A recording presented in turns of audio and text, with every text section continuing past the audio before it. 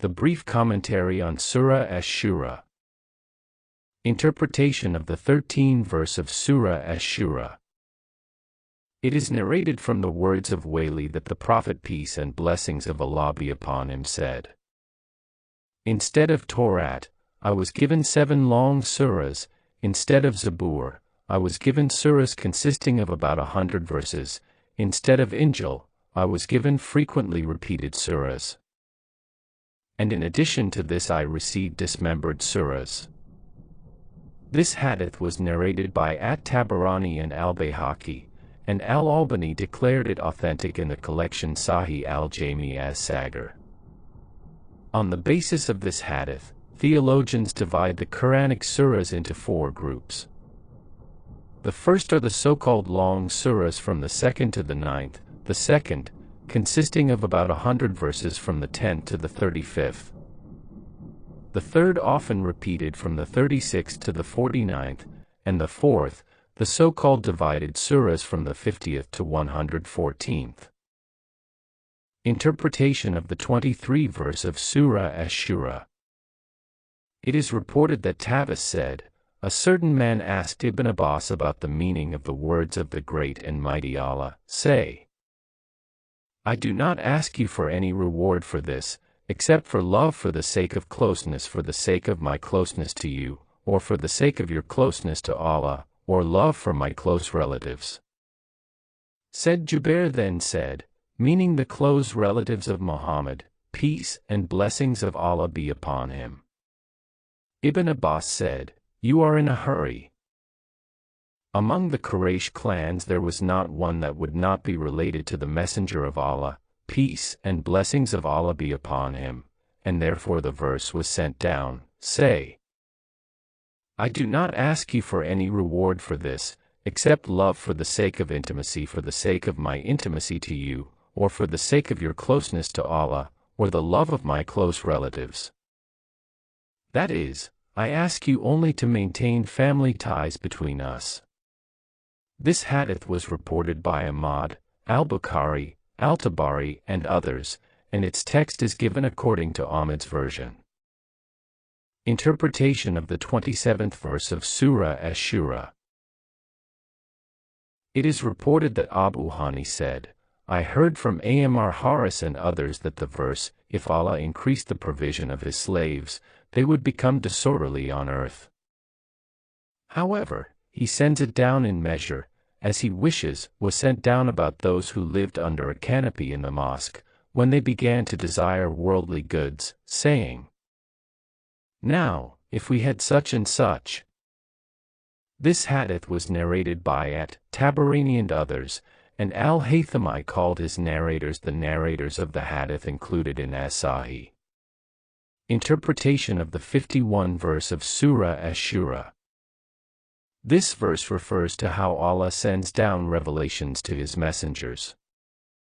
Sometimes Allah inspires a revelation in the heart of a messenger without the mediation of an angel. Sometimes he has a verbal conversation with them through the veil, as he did with Prophet Musa. Sometimes he communicates with his prophets through an angel. Some other forms of revelation are mentioned in other texts of the Quran and Sunnah.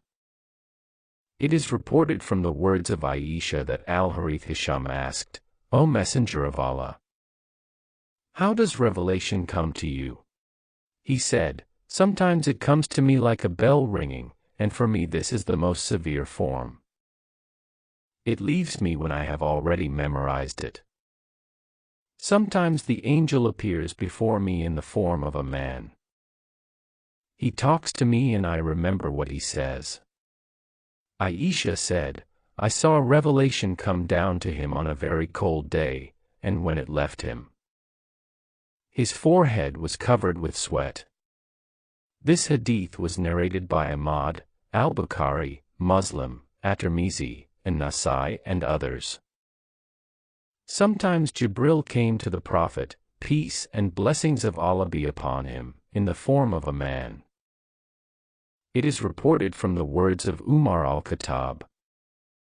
Once we were sitting near the Messenger of Allah, peace and blessings of Allah be upon him, and then a man in completely white clothes and with burning black hair approached us.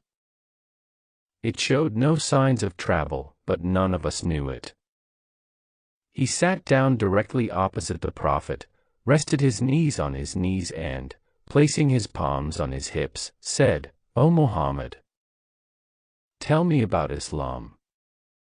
The Messenger of Allah, peace and blessings of Allah be upon him, said, "Islam is when you testify that there is no deity but Allah, and that Muhammad is the Messenger of Allah, perform prayer, pay zakat, fast in Ramadan and perform Hajj to the house, if you can get before him." "Right," said the man. We were surprised that he first asked him, and then he himself confirmed his veracity. Then he said, "Tell me about faith." The Prophet said, "It is when you believe in Allah, His angels, His books, His messengers, and the last day, and also believe in predestination with its good and evil." "And that's right," said the man. Then he said, "Tell me about ihsan." The Prophet, peace and blessings of Allah be upon him, said, "This is when you worship Allah as if you see Him, and although you do not see Him, He sees you." "Tell me about the hour," the man asked. The Prophet, peace and blessings of Allah be upon him, said, "The one who asks knows no more than the one who asks." "Then tell me his signs," the man asked. "A slave woman will give birth to her mistress, and barefoot, naked and destitute camel herders will compete in the construction of houses," he replied. After that, the man left, and I sat next to him for a long time. Then he asked me, "Umar, do you know who asked me?" I replied, "Allah and His Messenger know best."